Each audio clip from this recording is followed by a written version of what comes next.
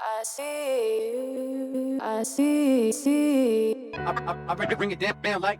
I see you. I see. Bring it down like.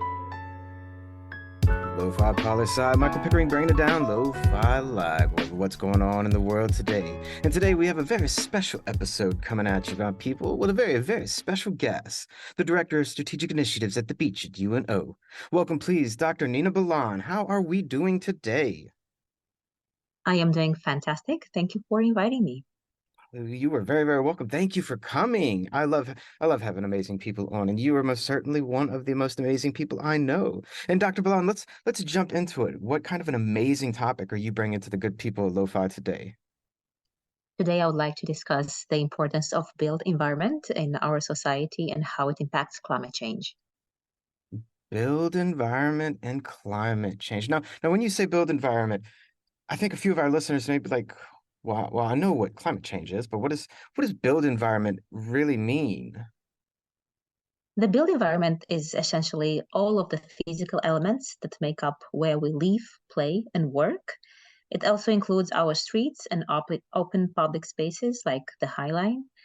And it shapes what folks have access to and has played a huge role in redlining and gentrification. So it's literally everything around us. It's our environment that we create. So a forest is the environment, but a city and how we build the environment, that's the build environment, right? Correct. It impacts the environment and how society physically maneuvers and functions, as well as tangible aspects of society such as socioeconomic inequity and health. Right. So whenever you want to talk about, you could compare the build environment of a suburb to an urban area or a central business district versus neighborhoods that are being gentrified. Like that's what you're talking about. We compare different spaces that we live in, right? Correct. We compare spaces that we live in, the way we built, the way we had planned and thought out.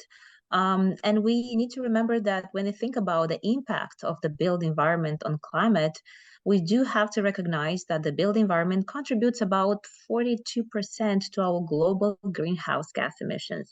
Now, that 42% divides into 27 coming from the built environment, including all the infrastructure, and about 15 from steel, iron, cement, and other chemicals.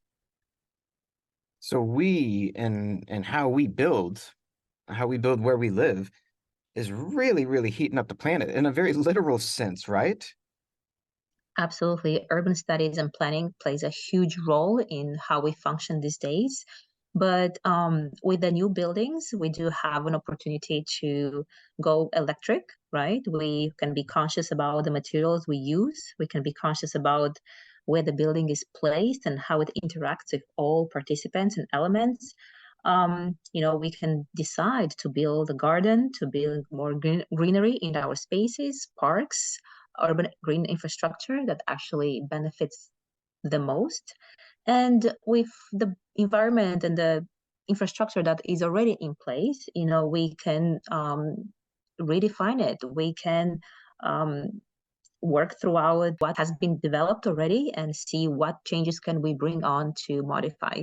So here I'm thinking of all renewable energy resources, solar panels, green infrastructure around your house, insulation, and really all that weatherization program that has been in place in the United States since the 90s. That's excellent. I mean, you definitely now we're getting into the area of really defining what we're talking about and the different aspects of it and how we can start to help out. And we'll get to more of that in a little bit. But also, and you started telling us like how this is affecting climate. But one thing I always like to ask guests and even myself whenever I do like top 10 lists and different things like this, whenever I'm bringing up something that I think is a new theme or topic to guests, I always like to think about why is this important or how is this important? Like everyone is, at least in my opinion, everyone knows about global climate change and global warming and things like this. And, people, they're pretty well versed about Paris Climate Accords or COP27 or coming up COP28. And people generally understand there is a conversation about how to effectively reduce climate change or global warming. But my question to you is, in that greater conversation, where does building environment fit into it? And how important do you think it is for us to implement it? And how much would it help global warming efforts? The built environment really impacts the environment and how the society functions, as well as less tangible aspects of society, such as socioeconomic inequity and health. And our built environment has to meet the needs of people and society, offer a good living environment, and really contribute to sustainable development. How we live our lives affects the environment in many ways, and whether it's a matter of how we heat our homes, travel to work, leisure or activities, or separating our waste, recycling, it all plays a role into how the environment was built. I couldn't agree more. And I think, especially now that there is 8 billion of us, right? So we're not just talking about, the built environment for people in one city or one town or one state or province or country or 200 countries. We're talking about how the way that 8 billion people interact and create our own environment, it'll directly affect the entire planet's environment because we are, to say, I guess what I'm trying to say is we cannot separate our environment that we create from the environment of the planet because it's one and the same, right? So of course, our built environment is directly affecting the environment. Would you say that's kind of what we're talking about? Absolutely. It is affecting each other, and it's very important for continuing sustainability. And it's super important for environmental justice. So you define how, there's two sides of the regions. There is the global south, there's the global north. And oftentimes we hear about the poverty in the global south and less poverty in the global north. And this built environment, it is across the board equal in both aspects, whether it's in the United States, whether it's globally, internationally. We've seen it in every region, in every country. Oh, without a doubt. And part of what COP27 was about last year, which for those who are listening who are like, well, what's COP27? It's the Conference of Parties 27. It's the 27th annual meeting of the United Nations Climate Conference, where summit and it's leaders from all over the world and all the countries get together and they try to do something. Like the Paris Climate Accords was COP21, I want to say it was. And so in COP27 last year, the agreement that they came to was to create a global fund to help developing countries who were disproportionately hurt by climate change, to help them rebuild efforts and to help them build their build environment in a green way. However, sadly enough, I have not heard anything much about that fund actually being created or money put into it or any money distributed. And we are getting closer to COP28 coming up at the end of the year. So a little slow movement there, but I think part of the initiative behind COP27 is to try and implement build environments that will help these countries go moving forward. But to that end, what do you think we as countries need to do? Because obviously the UN can only do so much, right? The UN has to agree to do something. But what can we as countries, what kind of policies should we push for? You talk about environmental justice. Like, so what do you suggest we do to help the build environment? Yeah, that's a great question. I think any stakeholders that are involved in influencing the built environment should really be thoughtful about community ownership of the changes that are made. So it's you start with planning to implement policy that centers people. You put people first. And historically, the built environment has affected MAPA. MAPA, it is an acronym for most affected people and areas that include BIPOC community, women, people with disability, LGBTQI, and other. And purposely designing an environment that it centers people and their well-being, it will increase the opportunities for a life quality for all. So what you're saying is whenever the people who actually influence climate policy, for instance, they should be bringing in the people who their built environment is going to affect, right? They shouldn't just be making decisions on their own for places that they don't live. They should be bringing in the community into the decision-making process. Absolutely correct. Yes, community plays a huge role. Traditional knowledge that they hold and expertise from living in these environments influences decision makers. Without this participation of the people at the round table, you cannot make sensible and sensitive decisions that will actually better the society at all.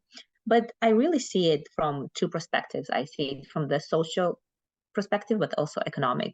So we back to the climate change. We can tackle climate change with strategic approach to design of environment, build environment. And if we design sustainably, we actually protect the viability of real estate and investment, which creates jobs and workforce and labor. And socially, we have the opportunity to build with green infrastructure in mind, with the presence of nature-based solutions, with the presence of plants and animals migration corridors, right? Paying attention to our environment. This is what we learned from COVID, the years 2 years and 2.5 years of COVID and pandemic. We learned that the environment needed a break, needed a pause, because too much building infrastructure was causing us to detach from what the nature had to offer. But there's also a lot of things that we can do socially in our local small environment in our communities. Some of my favorite examples are greening school fundraisers, right? Oftentimes parents and kids do fundraisers at school. And if we had to walk away from plastic and things that actually do not support our green infrastructure, it would be better. So we can plant trees, we can help with planting native plants in our areas, or we can learn how to do recycling and compost, or we can learn how to save water. So water management could be one of those fundraising tasks, and themes could be used.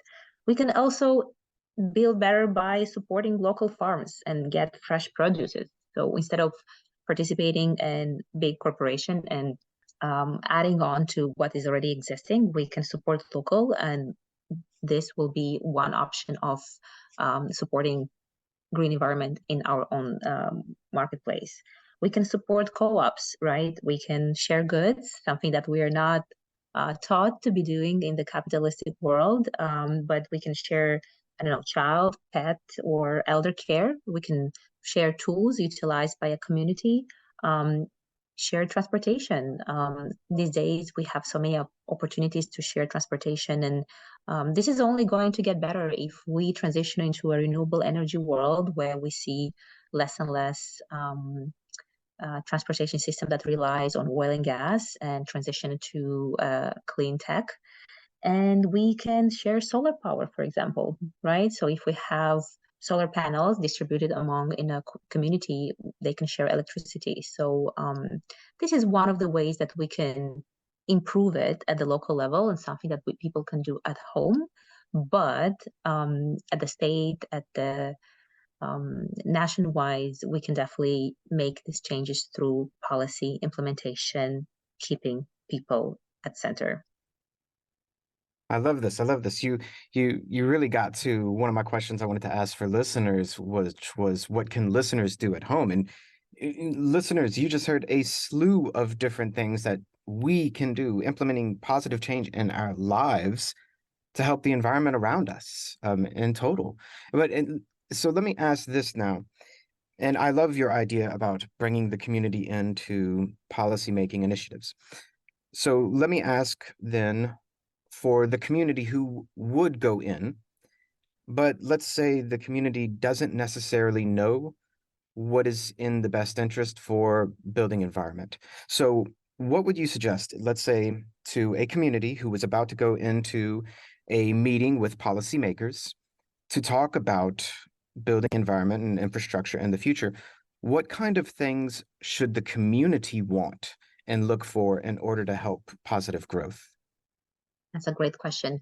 I will go back to the traditional knowledge. People already know what is safe for them, and people already know what a good life is looking for them.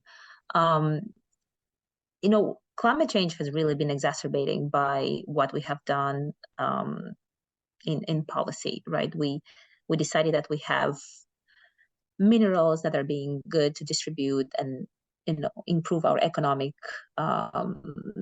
market, but we have disregarded what actually people needed. So if we do listen to people and do listen to their traditional knowledge that they have been willing to share and tell us when is a good season to go fishing, when is not a good season to go fishing, when is a good season for the area to have high tide and low tide, right? I will give you an example of Venice. People really were scared hearing that Venice is suffering of dry canals and that sometimes Venice is flooding. But truly, people use their traditional knowledge to prepare themselves for that. So people know based on the moon, they know that there is a low tide season and a high tide season. And it's inevitable that at times the canals will dry, and it's inevitable that at times the canals will flood. So these are things that really have been existing with our people of our community. We carry with us so much traditional knowledge that we do not pay attention to because we're so distracted by the economic prosperity. And oftentimes economic prosperity can diminish what a social economic life looks like for people. I like that. I like that. It sounds kind of like we're too preoccupied with looking at economic development instead of thinking about it as socioeconomic development, which takes into account, yes, prosperity, but also like well-being and overall like how we feel and our health and how we interact with each other. And if you ask me, if it's a hot day outside and I have a tree and I'm under some shade, I'm more likely to be nice to someone who's walking by and say hello, rather than if like it's hot outside and it's just a whole bunch of concrete and there's no shade and I'm sweating and people are just walking by and like people are not going to be as friendly. I feel like having a green friendly area is like it promotes community and community interaction. But let me ask you, so we've talked about a great deal right now. Is there anything you really want to focus on before we cut it out for the day?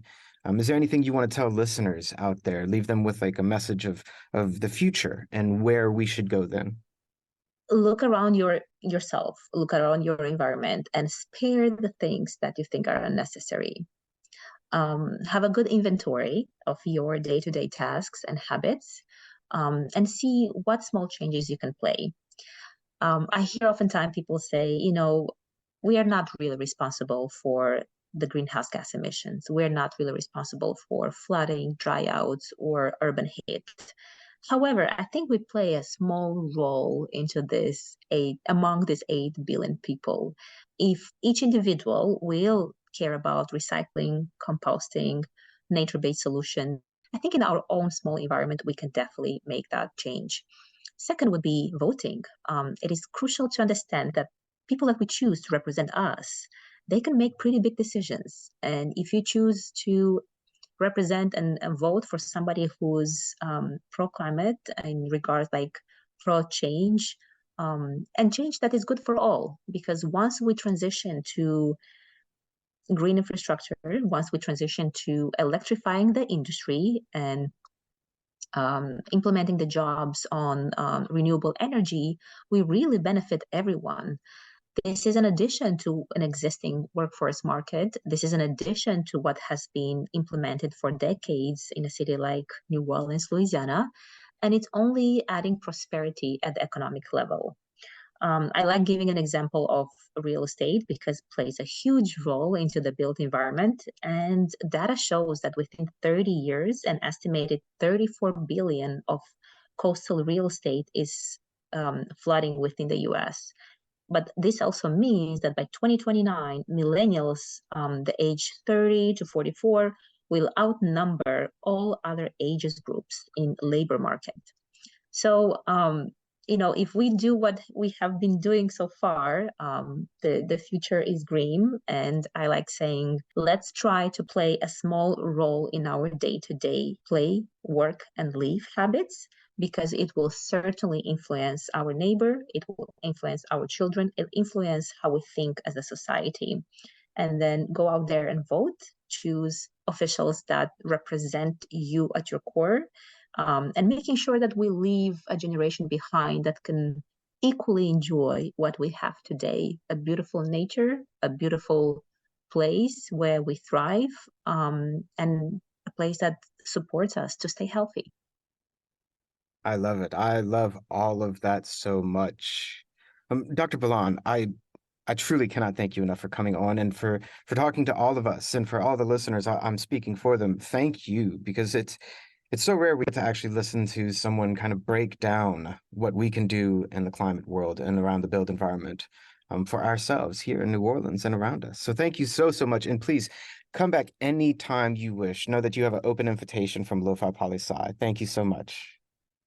My pleasure. It was an honor to be on the podcast. Thank you. Thank you. And this is just a snap of what's going on in the world today. I see. I bring it down like. Lofi Poli Sci is more than just me. It's the we that we be. Balan and Pickering, signing off.